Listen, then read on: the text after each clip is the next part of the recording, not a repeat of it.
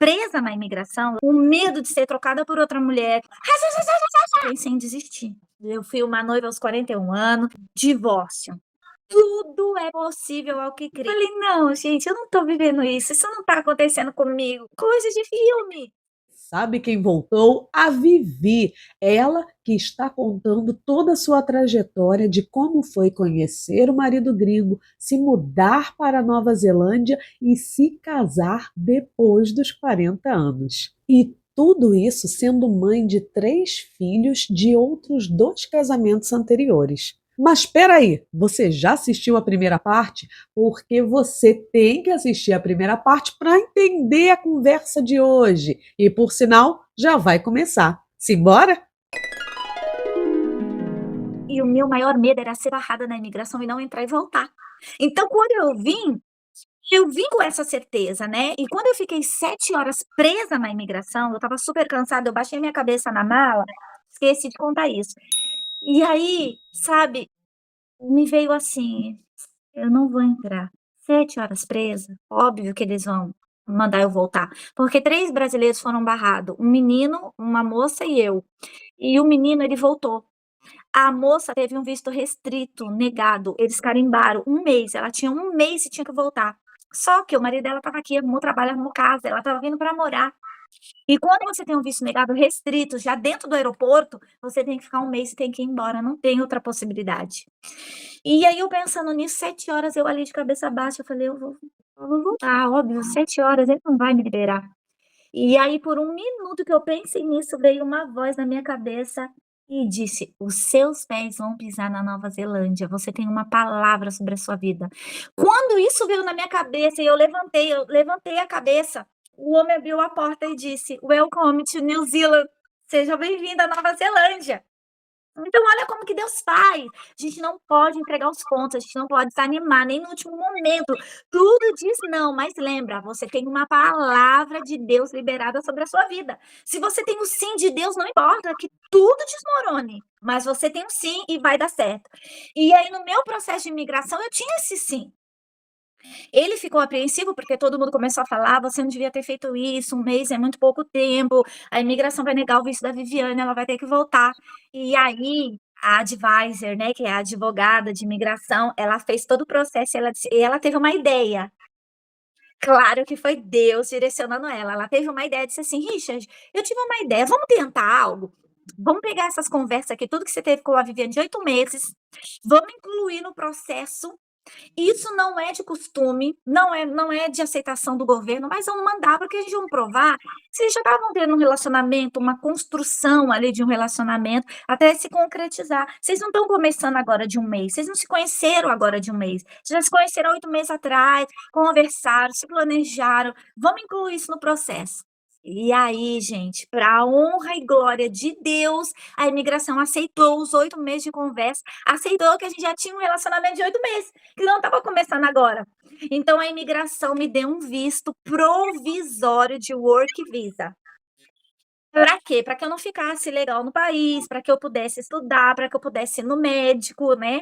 E aí ele me deu um visto provisório ali de que varia por 1 ano, até que o meu visto de Partner Visa saísse para que a gente pudesse casar. Esse foi a minha primeira vitória aqui, né, a minha primeira pequena de grandes conquistas ainda que eu iria alcançar. E o inglês? E o curso? Conta do curso.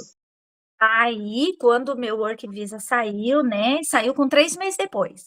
3 meses depois do processinho ali, ele me matriculou na escola. E aí eu fui para a escola de inglês e foi ali que eu fui aprendendo tudo, tudo, que nem criança, aprendendo ali o alfabeto de novo, aprendendo a escrever meu nome.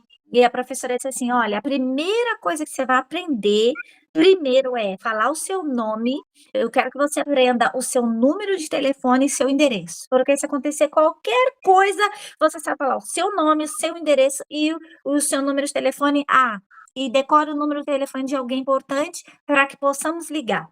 Ou com você qualquer coisa que você na rua, você vai saber falar o número". E aí eu decorei, tanto é que eu decorei o meu número, que é até hoje o mesmo número, e engraçado, é um download na mente que Eu não consigo falar em português. Quando a gente conhece alguma amiga, alguém: "Ai, qual é o teu número?" "Ai, 2021", não sai com uma facilidade, sai muito mais fácil no inglês.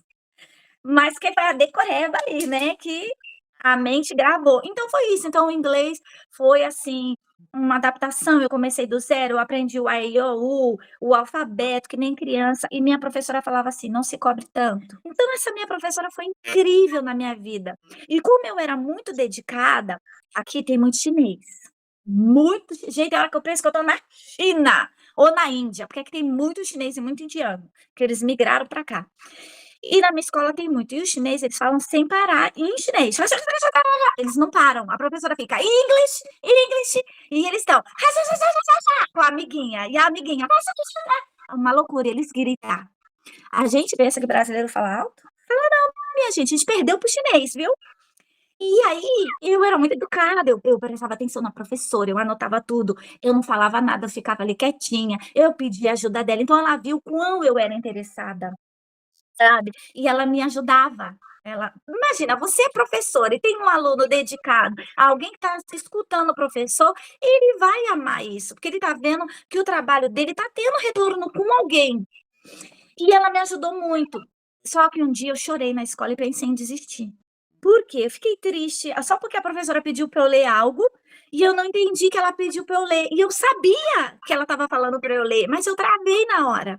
O começo é muito difícil, até o ouvido entender, se assimilar com uma nova língua, essa adaptação não é fácil. E eu comecei a chorar na recepção. E aí a moça da recepção perguntando para mim o que foi, aí eu, né, usando tradutor ainda, viu, minha gente, falei para ela que eu não entendi, eu estava pensando em desistir. Aí ela falou assim: você é do Brasil, você fala espanhol?" Aí eu falei: "Não, eu falo português", porque eu não sei por que todo mundo cisma, eu não sei aí, mas aqui na Nova Zelândia, todo mundo cisma que quem veio do Brasil fala espanhol. Aí: "Não, gente, é português". Aí ela falou: "A gente tem uma professora aqui que fala português, que ela é de Portugal, eu vou chamar ela para conversar com você". Gente, aí ela veio falando português de Portugal, e ela foi minha primeira amiga aqui na Nova Zelândia e é até hoje a minha melhor amiga.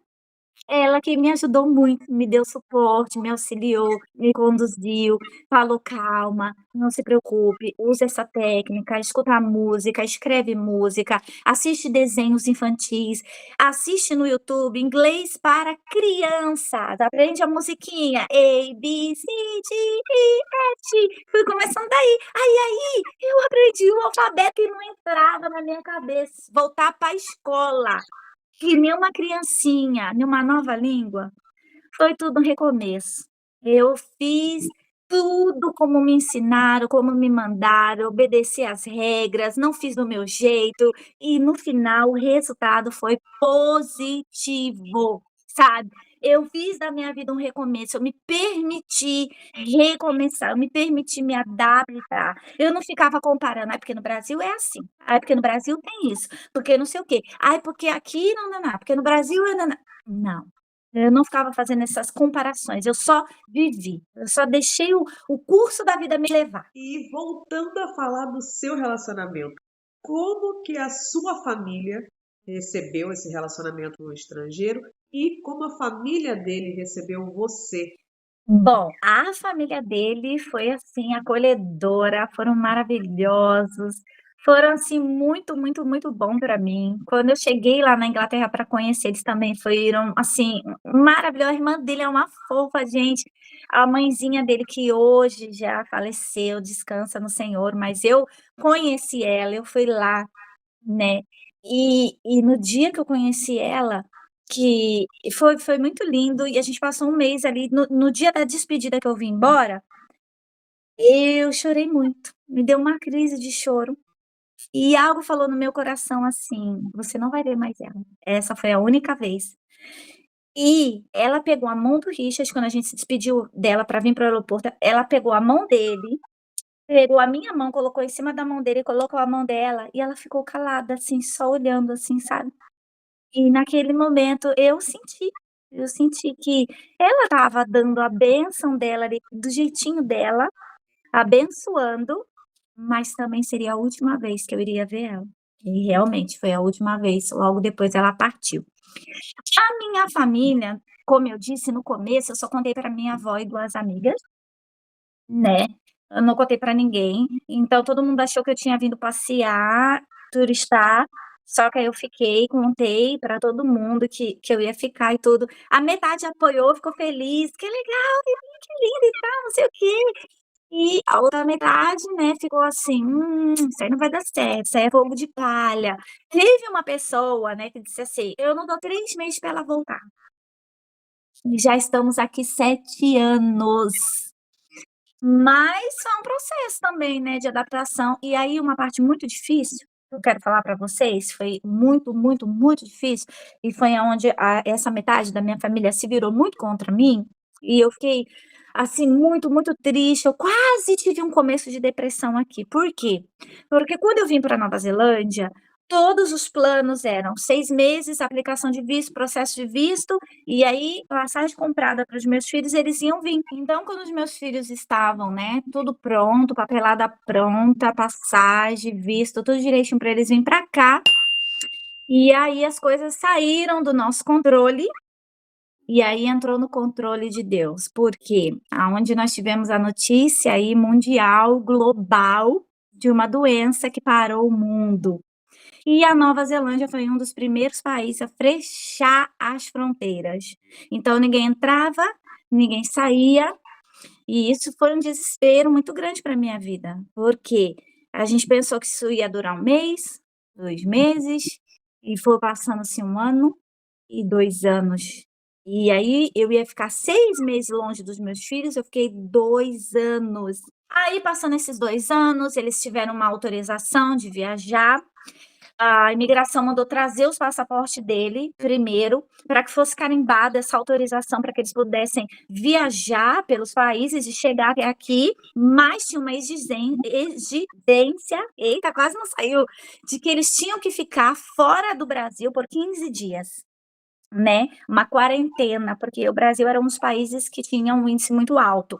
E aí eles ficaram em Portugal, na casa de uma parente nossa, né, por 15 dias, e aí depois eles vieram para cá. E não tinha avião, não tinha, eh eh, rotas para chegar na Nova Zelândia, porque tinha outros países também fechado. Então uma coisa que era tão simples, Brasil, Chile e Nova Zelândia, eles tiveram que fazer uma volta no mundo para chegar aqui. Então eles foram para Portugal, detalhe, só veio o Davi e a Nathalie primeiro, né, e a gente teve que pagar acompanhante, porque o Davi era de menor, eles nunca tinham entrado no avião, eles não sabiam viajar, ainda mais no voo internacional. E aí eles saíram de Portugal, pararam na Alemanha, da Alemanha em Singapura e de Singapura chegaram na Nova Zelândia. E aí foi muito emocionante, eu chorei demais quando eu busquei eles, e não busquei eles no aeroporto, viu. Eles ainda tiveram uma exigência do governo, eles tiveram que fazer mais 7 dias de quarentena num hotel, para poder entrar no país e não trazer nenhum risco, nenhum tipo de contaminação. Então, assim, foi um chororô muito grande, meu filho, a minha filha chorar, foi muito emocionante, foi um reencontro muito esperado, né. Foi maravilhoso. Você falou que a sua igreja do Brasil e a igreja aí na Nova Zelândia estava todo mundo torcendo. Conta para nós, qual igreja você faz parte? Bom, hoje, há 3 anos, né, eu faço parte da Batista Lagoinha, que eles vieram para cá, né, pra Nova Zelândia, porque não tinha igreja brasileira.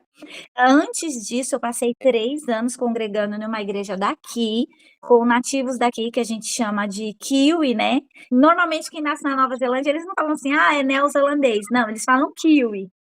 E aí eu fiquei nessa igreja por 3 anos. Não entendia muita coisa, entendia, assim, 50%, os outros 50% eu olhava lá o que o pastor colocava no telão, as mensagens, o texto bíblico, então eu tinha ali um entendimento do que estava acontecendo. Eu entendi os louvores, porque eram os mesmos do Brasil, só que em inglês, então isso facilitou muito. Algumas coisas se perdiam, mas eu ficava ali, eu lendo a palavra, lendo ali em português que estava sendo falada, sendo ministrada. Muito difícil também, viu, estar numa igreja que não é a sua e que também não é da sua língua, muito difícil. O contato, o relacionamento é é restrito, você não se entrega, você não mergulha total, né, totalmente diferente. Até que a igreja brasileira veio e eu passei para a Batista Lagoinha e estamos aí esses 3 anos, firme e forte com Jesus. Amém, amém. E quais as maiores diferenças que você percebeu entre congregar no Brasil e congregar na Nova Zelândia? Bom, congregar no Brasil, a gente tem uma entrega total, total. A gente chora, a gente levanta a mão, a gente se joga no chão, a gente sai correndo, a gente tem uma liberdade de culto. E o derramar do Espírito Santo é muito forte. O céu fica baixinho no Brasil. Às vezes as pessoas não dão muito valor a isso, não sabe, tem uma fonte ali jorrando sobre eles. E aqui, as pessoas elas têm você sente a presença de Deus, você sente também, você sente o mover, mas as pessoas são um pouco mais tímida, elas levantam a mão, elas adoram, elas até choram, mas elas não se expressam muito, elas não se doam demais, assim, parece que elas são um pouco tímidas, sabe. Então elas são bem quietinha no canto delas, e por mais que é uma igreja avivada, eu era de uma igreja avivada, eu era de uma igreja de uma linhagem pentecostal, que eles criam no Espírito Santo, eles criam no batismo com o Espírito Santo, eles falavam em línguas, mas é assim, tudo ali no cantinho deles, sabe, tudo bonitinho. Era uma adoração, assim, de entrega, você via ali uma entrega, mas não é igual a nós, a gente sente essa diferença, a gente sente, nítido. Conta para nós do seu noivado, porque foi um negócio assim ainda mais que cena de filme. Conta tudinho, como é que foi o seu noivado? Foi maravilhoso, foi uma surpresa muito boa. Foi assim, o Richard, antes de me conhecer, ele sempre quis ir para o Brasil. E aí, depois que ele me conheceu, isso ficou, assim, muito aceso na vida dele, muito forte, né. E a gente foi para o Brasil, porque primeiro ele foi conhecer minha família e de lá depois eu fui conhecer a família dele. E aí, ele queria porque ele queria conhecer a Amazonas, ele tinha o roteiro dele, né, Amazonas, o sonho dele, vou no Amazonas e tal. E aí a gente foi. E inclusive eu fui bem relutante, porque eu não queria ir. Porque eu pensava: "Vou lá, gente, só mato mosquito, um monte de bicho, o que que eu vou fazer lá?". Mas não foi. Inclusive fica a dica, gente, vão na Amazonas, o lugar é incrível, a atmosfera é surreal, é lindo. E não tem mosquito, viu, o povo fala: "Tem mosquito", não tinha mosquito nenhum. Chegamos lá, a gente ficou num resort dentro no coração ali da floresta, e tem todo um roteiro, um tour, né, inclusive um desses tour era visitar uma tribo indígena bem nativo, que não tem muito contato com internet, essas coisas, bem raiz mesmo, né, aquelas tribos que mal usa roupa mesmo, vestimenta ali de indígena, muito lindo. E isso também era um dos meus sonhos que eu sempre tive, no Brasil, de conhecer uma tribo indígena, não necessariamente dentro da floresta amazônica, mas uma tribo indígena, eu tinha esse desejo. E aí, o Senhor que faz tudo por completo, não deixa nada se perder, eu realizei esse sonho de conhecer uma tribo indígena. Só que ele tinha combinado com um guia de me pedir em noivado dentro dessa tribo indígena, mas eu não sabia, não sabia. E aí, olha como Deus é perfeito e tudo se encaixa em um ajuste, assim, maravilhoso do reino de Deus para nossas vidas. Depois, eu fiquei sabendo lá no final, depois de todo acontecido, que a tribo tinha sido batizada, eles eram uma tribo cristã, batizada pela igreja presbiteriana. Gente, eu falei: "Olha o cuidado de Deus", porque, assim, no roteiro tinha várias tribos, e eles vão distribuindo a turma, para não ir muita gente dentro da tribo, é um pequeno grupo. E o meu grupo foi escolhido para ir nessa tribo, na tribo cristã. Gente, Deus é muito bom. Deus é especialista em detalhes, gente. Por quê? Porque ele sabia que o Richard ia me pedir em casamento na tribo. E quem faz ali a cerimônia é o pajé. Então ele vai liberar palavras sobre a tua vida. E não podia ser palavras que não fosse ali sobre a minha religião, sobre o que eu acredito. As bênçãos que iam ser liberadas sobre o meu matrimônio tinha que estar alinhada com as bênçãos de Deus, tinha que estar alinhado com o reino de Deus. E se fossem outras tribos, com outras cultura, outras crenças? entendeu, o que ia ser liberado sobre a minha vida, mas aí o Senhor me direcionou e me levou no lugar certo. E aí teve uma dança toda, né, eles fazem um círculo e dançam e cantam música e é muito emocionante, você se arrepia toda, eu chorei o tempo todo. E aí o pajé chamou lá na frente nós 2 no meio dali, e eu vi que veio algumas pessoas indígenas vestido com umas roupas diferentes, e ele trouxe 2 negocinho que é a aliança deles, a aliança indígena. Então, assim, na tribo indígena, na verdade, não houve um pedido de casamento, ele fez uma cerimônia de casamento. Foi lindo demais. E aí o Richard se ajoelhou ali, tirou o anel na frente de todo mundo, eu fiquei olhando assim, eu falei: "Não, gente, eu não tô vivendo isso não tá acontecendo comigo, coisa de filme". Sabe o que eu pedi para Deus há anos atrás, há 7 anos atrás? Estava tudo acontecendo conforme o que o meu coração desejou. Aí ele se ajoelhou, me pediu em noivado, e aí o filho do pajé, que era o único que falava português, ele ia falando português e o guia ia traduzindo em inglês também para o Richard, né. E aí ele falou, ele deu a bênção, ele botou aquele anel, que é um negocinho de madeira meio sanfonadinho que estica e encolhe, e prende no dedo e não solta. É mó engraçado, ele botou no meu dedo e botou no Richard, e aquilo era aliança de casamento, e depois ele ensinou como põe, como tira, e deu pra gente de presente, e a gente trouxe pra Nova Zelândia, ali a nossa aliança ali indígena, né, com as bênçãos do Senhor pela tribo indígena cristã. Foi lindo demais, gente, foi lindo, lindo, lindo. E como que foi seu casamento? E aí depois veio o processo do casamento, que foi 1 ano depois. Aí a gente voltou para Nova Zelândia, né, e aí fomos nessa preparação de organizar, escolher data, e 1 ano, né, por causa da família dele, se ia poder vir ou não, pela distância, muito longe de daqui, né. E aí a gente organizou esse casamento que ia ser uma cerimônia simples, né, ia ser assim, a gente ia casar ali bonitinho, assinar os papéis, e ia fazer tipo como que se fala aqui? Brunch, não sei falar direito essa palavra, que é tipo um lanchinho, que é um café da manhã, que também não é o almoço, fica entre o almoço e o café, mas é ali uma mesa de frios, aquelas coisinhas assim, sabe, uma coisa simples. E aí eu tinha comprado um vestido do Brasil, para isso, para esse evento, só que aí, assim, aquele que prometeu é fiel para cumprir. O que Deus falou tinha que se cumprir.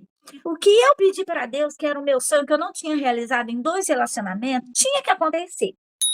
Então não ia ser algo simples, não ia ser algo só cartório e um lanchinho ali igual foi nos outros, não. Tinha que essa palavra tinha que ser selada na terra, do jeito que Deus falou que ia ser. E aí, o Richard que teve a ideia, ele falou assim: "Ah, em vez de nós fazer nesse lugar, vamos fazer em tal lugar? Porque a gente pode chamar mais pessoas, chamar os amigos e fazer mais uma cerimoniazinha, dar uma esticada, uma coisa mais legal. A gente chama um fotógrafo, a gente registra esse momento". Aí eu falei: "Tá bom, eu tô topando tudo, né". Só que, gente, uma coisa que ia ser simples, tomou uma proporção, e aí ele se empolgou. Aí ele falou: "Então vamos contratar isso?" Eu só: "Vamos. Ah, vamos chamar o que que você acha de a gente contratar um músico brasileiro e ir tocando música?" Aí eu falei: "Gente, mas tipo assim, é uma festa, então é um evento, vai virar um evento, vai virar uma eu nem tenho roupa para esse evento, porque eu trouxe um vestido simples do Brasil, branco, para uma cerimônia simples e umas fotinho". Aí eu falei: "Eu vou ter que comprar um vestido, porque esse vestido não vai combinar com casamento formal". Aí ele: "Tá bom, então faz assim, escolhe um vestido de noiva, vamos casar de noiva, vamos entrar, vamos ter padrinho, vamos ter tudo". Eu falei: "Meu Deus do céu, eu não tô acreditando, é real, vai acontecer". Realizando um sonho de toda a minha vida, toda a minha juventude, e as coisas foram acontecendo e a gente fomos encaixando isso e colocando isso, e aí foi um casamento completo, tudo que uma noiva tem direito, tudo, até ele, no caso eu não quis, mas ele teve até despedida de solteiro. Foi assim, tudo foi muito lindo, não só para minha vida, como para a vida dele, porque algumas coisas ele não teve também, então para ele foi tudo novo, foi tudo a primeira vez, sabe. Desde o casamento até a lua de mel. Porque a gente casou e também teve uma lua de mel, a gente foi viajar, aí a gente foi para Filipinas, a gente passou lá 3 semanas na Filipinas, conhecendo a Filipinas, então foi tudo muito perfeito, foi cada detalhe, o Senhor preparou tudo. Então eu entrei com meu filho mais novo, eu consegui um vestido de noiva, assim, do jeito que eu sonhava, e aí eu consegui aquele vestido, eu comprei aquele vestido, eu tenho ele aqui comigo. Então eu realizei esse grande sonho, né, eu entrei de noiva, eu fui uma noiva aos 41 anos, muitas vezes a gente pode achar impossível isso pela idade, pela circunstância, pelos filhos, mas não, eu fui uma noiva aos 41 anos, eu entrei de noiva, eu entrei junto com o meu filho, eu tive fotógrafo para tirar foto, eu tive uma cerimonialista que fez o casamento, eu tive ali o Richard me esperando ali vestido de noivo, os filhos dele que ficaram ali do lado dele fazendo parte ali dos padrinhos, né. Eu tive ali a minha filha, o meu filho representando também, porque aqui a cultura deles não é um monte de padrinho, e aqui não tem daminha, normalmente quem entra ou é a sua melhor amiga ou é a sua filha. Então a minha filha entrou com a minha neta Maria Alice,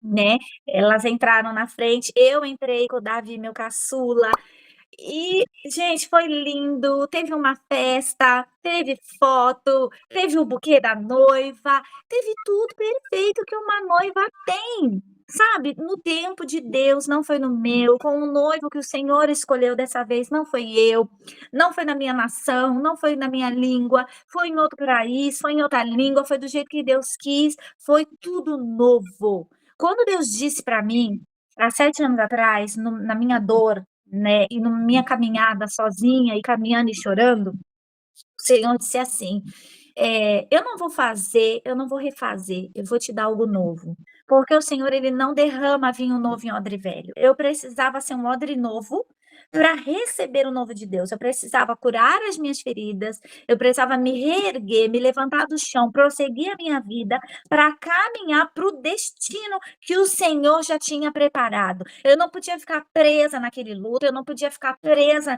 naquele divórcio, eu não podia ficar sofrendo as coisas velhas que tinham passado. O Senhor estava fazendo uma coisa nova e eu precisava caminhar para chegar nesse meu destino que eu estou vivendo hoje. E nesse destino que você está hoje, quais os costumes que você já pegou dessa terra? O primeiro, né, a educação, assim, no extremo. As comida, eu gosto das coisas que eles comem, que quando eu vi no Brasil, a primeira foto que o Richard me mostrou, eu falei: "Nossa, mas eles comem linguiça de manhã, eles comem feijão com pão", que não é igual ao nosso feijão, não é, é um feijão meio adocicado, meio com ketchup ali, que aqui chama-se de English breakfast. Então, vem ovo, vem bacon, então era uma coisa que eu olhava meio assim, mas hoje gente, eu amo, meu café da manhã favorito dos finais de semana, você não come isso todo dia, né, gente, mas aos finais de semana é muito tradicional.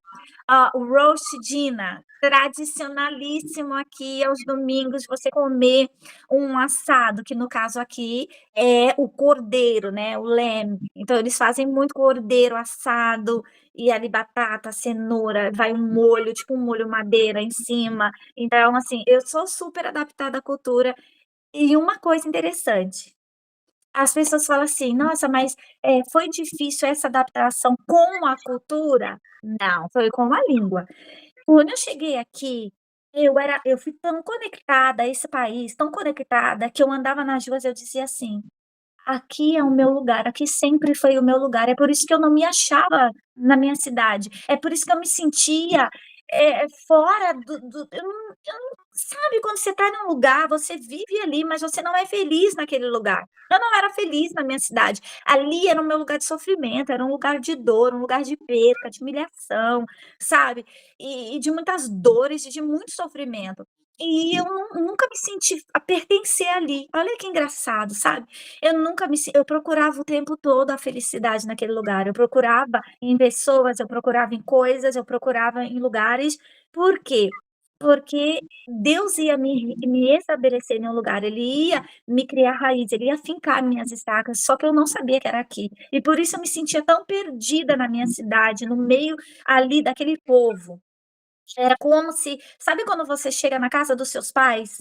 Você chega num lugar que é o teu lugar, o teu aconchego, ou quando você chega na sua casa, sabe quando você faz uma viagem e é no hotel, é em outra cidade, é legal, mas daqui a pouco você fica assim: "Nossa, que saudade da minha casa, que saudade da minha cama, do meu cantinho".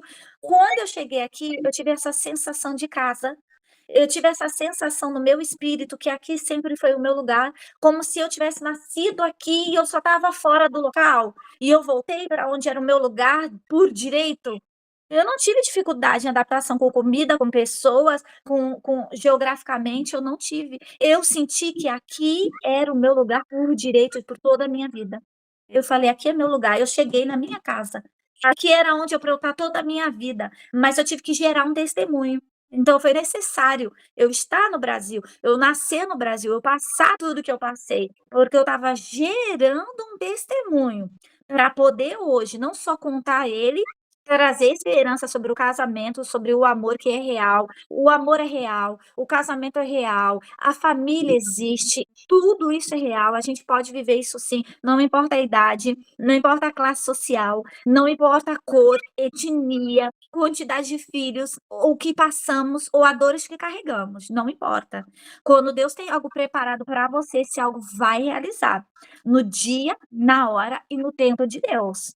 Às vezes a gente quer dar uma ajuda para Deus, eu quis dar uma ajuda para Deus, escolhi alguém, a minha carência, falei: "É esse, eu vou ser feliz com esse é crente, esse tem um perfil que vai me fazer feliz".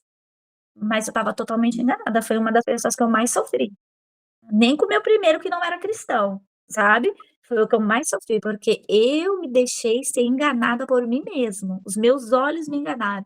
E da onde eu achei que não ia sair nada, da onde eu achei que não ia dar em nada, outro país, outra língua, outra cultura, um homem bonito, eu era feia, eu me sentia feia, eu tinha uma autoestima baixa, sabe. Eu não tinha essa minha autoestima trabalhada, eu tinha muitas dores, muitas feridas que me levaram para esse lugar.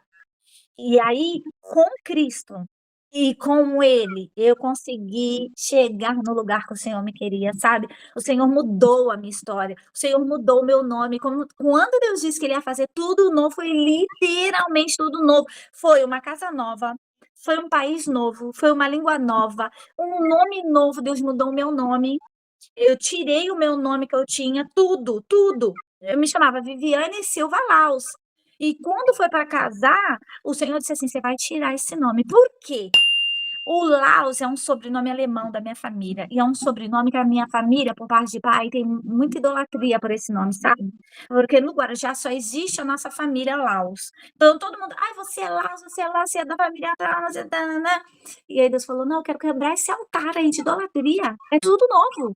Se o teu irmão tá te dando ali um açoeiro, e tá te tirando de Radassa pra Esté, então você vai ter um novo nome, você não vai se chamar mais Viviane Laus, agora você vai chamar Viviane Hartley. Deus vai mudar o seu nome, Deus vai mudar a sua história". E eu tive um pouco de resistência, viu, porque tinha ali também uma idolatria em mim que eu não sabia. E o Senhor também queria mudar essa área. "Não, você vai mudar tudo, o nome é novo". Então eu passei a se chamar de Viviane Laus para Viviane Hartley.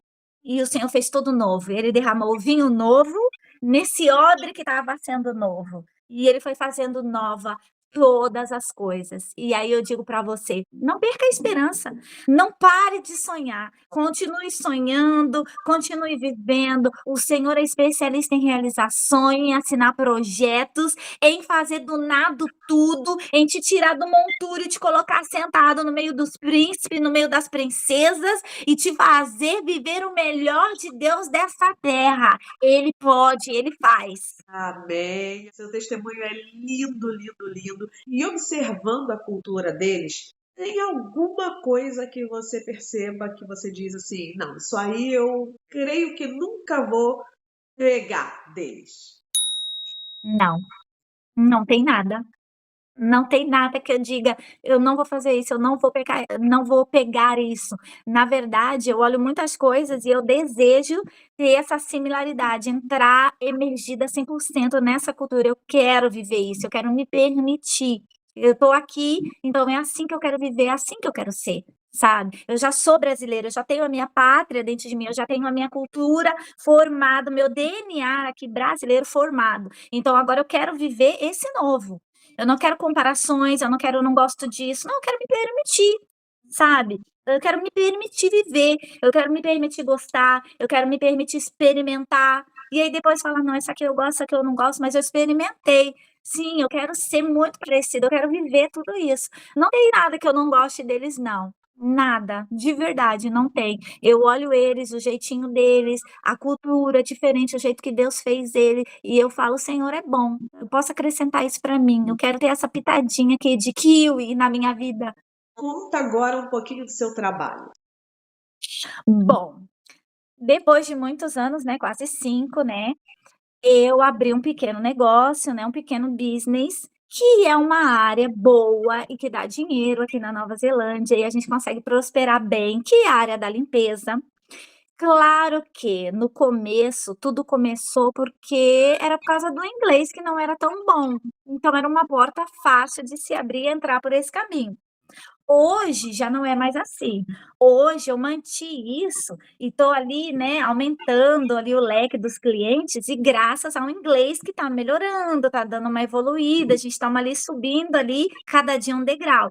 Então hoje, esse meu pequeno negócio que começou como um family business, né, que é uma empresa ali familiar, hoje, graças a Deus, os clientes estão chegando por conta do inglês, porque eu consigo me comunicar, eu consigo falar. Então não é só sobre a limpeza, isso excede. É sobre aquilo que nós temos e carregamos conosco. É a nossa simpatia, é a nossa alegria. Hoje tá eu e minha prima, eu tinha mais 2 pessoas, mas tá tendo um momento também de recessão na Nova Zelândia aqui, então as coisas estão um pouco assim, meio que em crise o país, eles estão tentando estabilizar para que as coisas melhorem. Graças a Deus, após 1 ano já está começando a melhorar. Então hoje comigo, eu só tenho uma pessoa me ajudando, eu já tive 4, mas estamos só com uma. E e assim, você chega ali na casa da pessoa, você não limpa só a casa. A gente vai limpando e a gente vai orando: "Senhor, abençoa essa família, abençoa essa senhora que está passando por isso e não sei o quê", a gente vai orando e a gente vai falando: "Senhor, não é só uma limpeza física, é uma limpeza espiritual, vai tirando todo o peso dessa casa, toda a tristeza, todo o desânimo, vai abençoando esse casamento, vai abençoando essa família". E aí todas as vezes a gente tem resposta. Elas sempre mandam uma mensagem e falam assim: "Nossa, eu cheguei em casa, nossa, eu senti uma alegria, que cheirosa, eu dormi tão bem essa noite, Vivi, obrigada pelo seu trabalho". Mas ela não sabe que não houve só uma limpeza física, houve uma limpeza espiritual. Voltando a falar de relacionamentos, você teve relacionamentos com homens brasileiros, agora você está casado, seu marido é inglês, mas mora aí na Nova Zelândia há muitos e muitos anos. O que que você pode dizer que você observou como as maiores diferenças entre essas culturas para se relacionar? Bom, em primeiro lugar, né, não generalizando os homens brasileiros, que temos homens incríveis e maravilhosos no Brasil, mas a cultura é diferente. O homem daqui da Nova Zelândia ou o homem inglês, né, que são de culturas, são criados e ensinados de uma forma diferente, eles têm uma base, em primeiro lugar é a família. Então, em primeiro lugar é eu venho em primeiro lugar, a família, os filhos, então essa é a base de um estrangeiro, né, que não foi criado na cultura brasileira. Então, assim, divórcio não é uma coisa que acontece aqui, não é comum. Quando acontece, é um baque muito grande, é tipo viver uma dor de um luto para eles, não é normal. Inclusive, né, um amigo de o Richard bem próximo, há 2 anos atrás, passou por um divórcio. Então, o Richard acolheu ele, trouxe ele para aqui para casa, ele ficou aqui uma semana, apoiou ele, fez jantar, sabe, deu palavras para ele de ânimo, porque não é comum. Não é comum isso aqui. Então é uma coisa, assim, que eu amo. Eu sei que agora eu tenho uma família, eu tenho algo sólido, eu tenho uma base e eu sei que eu tenho um marido que não vai me deixar no meio do caminho, não vai me trocar por outra mulher, porque aqui não tem isso. O homem, ele tem olho só para você, pode ser a mulher mais linda do mundo. A fidelidade no casamento é algo que eu acho incrível nesse país, sobre as pessoas daqui, sabe, a fidelidade. Porque no Brasil, a gente todo dia a gente tem que matar um leão, a gente tem que matar um urso, a gente tem que estar competindo com o corpo perfeito, a beleza, o medo de ser trocada por outra mulher, o medo de ser traída. Eu já fui traída, eu já passei a dor da traição. Então eu sei o que é isso, sabe. Então aqui eu não tenho essa preocupação. Eu durmo em paz, eu acordo em paz, eu não conheço mais essa palavra ciúmes, eu não conheço mais essa palavra, assim, sabe, ser uma pessoa desequilibrada, ser neurótica, com medo de ser largada, trocada abandonada. Eu não carrego mais isso comigo, isso ficou para trás. Sabe, as coisas velhas saíram da minha vida, porque o novo que Deus me deu não vem carregando isso, vem carregando uma palavra chamada fidelidade e princípios. É o que meu marido carrega, e é isso que eu amo. Você pensa em algum momento em voltar a morar no Brasil? Não, não penso, em nenhum momento. Gosto de passear, de viajar, de ir para lá, mas morar não. Eu encerrei um ciclo lá. Meu tempo lá acabou, houve um ponto final, e aí eu recomecei aqui, e é aqui que eu vou ficar até o dia que o Senhor me chamar, até o dia da minha morte. Eu fiz uma brincadeira com o Richard uns dia desse, né, que ele falou assim: "O dia que eu descansasse no Senhor, o que que ele deveria fazer, se, né, mandasse para minha família, tal, ou se eu iria ficar aqui, né, ficasse aqui". Eu falei: "Homem, em nome de Jesus, nem depois de morta tu não vai me mandar, porque eu acordo, eu dou 2 tapas na tua cara e deito de novo pra descansar em paz. Eu não volto nem depois de morta, eu saí daquele Egito, eu não tenho saudade do pepino e da cebola. Aqui é minha vida, aqui eu vou viver e daqui eu vou para a glória". E é isso, não tenho saudade de morar, mas amo meu país, amo tudo que tem lá, amo as pessoas, amo a comida, amo a cultura, mas assim, a minha história lá foi uma história de muita dor, de muito sofrimento, de muita perca, sabe, de muitas feridas. Então, assim, eu saí desse lugar de dor e hoje eu vivo o novo de Deus, eu não quero voltar para lá. Não, de jeito nenhum. Só para passear, ver a família, ver os amigos, conhecer alguns lugares do Brasil que eu nunca tive oportunidade, né, mas hoje, graças a Deus, a gente tem essa oportunidade de passear e conhecer não só outros lugares do Brasil, mas de outros países, e é isso que eu quero viver. Eu quero viver tudo que Deus tem para mim agora, os planos de Deus é o que eu quero viver. Não são mais nem meus planos, são os planos de Deus. Mas o seu marido é inglês. Ele em algum momento já cogitou de que vocês saiam da Nova Zelândia para morar na Inglaterra? Ah, para morar na Inglaterra não, ele fala que não volta nunca mais, mas para o Brasil ele quer, ele fala assim: "Que você acha da gente ficar assim, rape-rape, 6 meses aqui, 6 meses no Brasil?". Aí eu falo: "Você quer voltar para Nova Ze pra Inglaterra? Você quer morar lá?". Ele falou: "Não", eu falei: "Então nem eu". Do mesmo jeito que você não quer voltar para Inglaterra, eu não quero voltar para o Brasil. Mas, assim, passear a gente pode, ficar 2 meses, talvez até 3, mas voltar, morar não, mas por ele moraria, sem sombra de dúvidas, falar para ele: "Vamos morar no Brasil, vamos se mudar para o Brasil?". Ele tá com a mala pronta em 5 minutos. Ele é apaixonado pelo Brasil, você não tem noção, ele ama a comida brasileira, ele ama o povo, ele fica: "Gente, que loucura, a gente chega lá, é um café, vira uma festa, de onde tiram tanta comida?". Eu falei: "Meu filho, é assim mesmo, é só o café, viu". Ele ama, ele ama. O seu amor foi um amor maduro. E outras coisas aconteceram na sua vida já na maturidade, realização de sonhos, superação de desafios. Conta um pouco toda essa parte para nós. Bom, aos 40 anos eu tive uma grande conquista. Por quê? No Brasil eu não dirigia, eu nunca dirigi, nem bicicleta, por N motivos. Primeiro pela situação financeira, uma habilitação é caríssima no Brasil, R$ 3.000 e olhe lá, né. Carro também é um absurdo, seja o mais popular, o mais baratinho 20, 30.000. E aqui não, então aqui a gente tem essa facilidade, né, uma habilitação aqui é $100. E aí um carro aqui com 5.000 você compra um carro bom que no Brasil vale 20.000. Então tem todo esse leque de oportunidade para nós. E o incentivo maior e o apoio do meu marido. "Não, você tem que tirar habilitação, você tem que dirigir, você tem que se locomover, ser independente". E aí vem as crenças limitantes.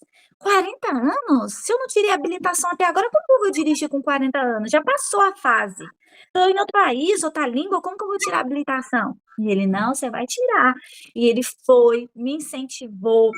Eu repeti a primeira vez os teste teórico, eu repeti 2 vezes, por conta que é inglês, né, mas aí na terceira eu passei. O meu teste de direção, eu repeti 3 vezes, na última eu chorei, eu falei: "Não, eu não vou mais, eu não vou conseguir passar". Ele falava: "Você vai fazer quantas vezes for necessário, uma hora você vai ficar tão boa nesse percurso, você vai passar, que tem? Faz de novo e faz de novo". E a gente foi fazendo, repeti 3, na quarta vez eu passei. Então eu sou uma pessoa habilitada, né, minha habilitação saiu aos 41 anos, então assim, gente, não é idade, não, tudo é possível ao que crê. "Ah, mas eu tenho medo", eu também tinha. "Ah, mas eu já tô velha", eu também achava que eu estava. Então assim, não vamos pôr limites aonde não há limite para Deus. Você pode viver aí, na sua fase madura, coisas incríveis, coisas novas, coisas maravilhosas que você pensou em nunca viver ou não pôde viver quando você era jovem, e tá tudo bem. Eu não estudei quando eu era nova, estuda agora. Eu não fui para uma faculdade quando eu era nova, agora você pode ir, ainda dá tempo, tem muitos anos pela frente, tem muita coisa para você viver. Não desista de você. Se eu tirei minha habilitação aos 41 anos, você tira com 40, com 50, anyway, não importa, você tira, você pode, você consegue. E quais conselhos e alertas que você pode dar às mulheres que estão nesse momento sonhando com amor grego? Bom, conselho em primeiro lugar é: volte a sonhar. Não desista dos seus sonhos. Sonhe, sonhe alto, sonhe grande, não sonhe pouco e não sonhe pequeno. Escreva num caderno todos os seus sonhos, tudo que você quer realizar, tudo que você quer alcançar. Compre ali um painel dos sonhos, recorte foto, coloque ali o seu marido gringo, uma fotinho representando ele, o país que você quer morar, os sonhos que você quer realizar. Projete ali para um material aquilo que por enquanto está só na sua cabeça. Traga para uma realidade, né? Aquilo que você quer alcançar. E o primordial de tudo, sem isso não tem vitória, a base do nosso chão para a gente caminhar é no Senhor.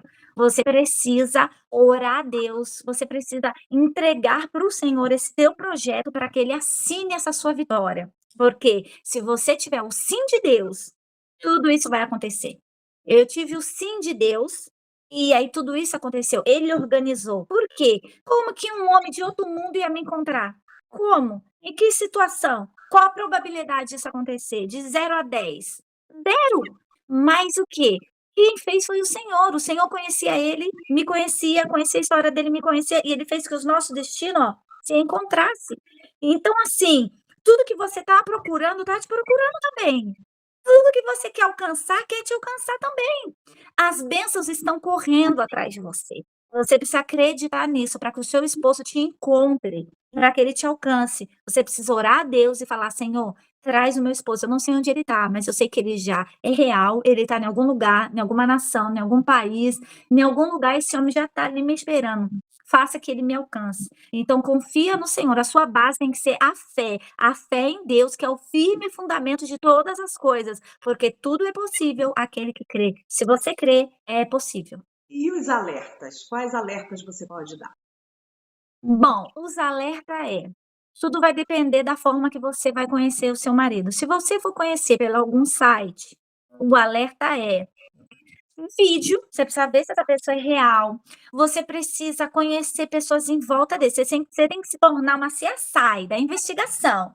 Você não pode acreditar em tudo que a pessoa fala, porque tudo que o Richard falava eu ia investigar, eu não acreditava em tudo. A gente tem que ter sempre o pé atrás, acreditando e procurando saber as verdades.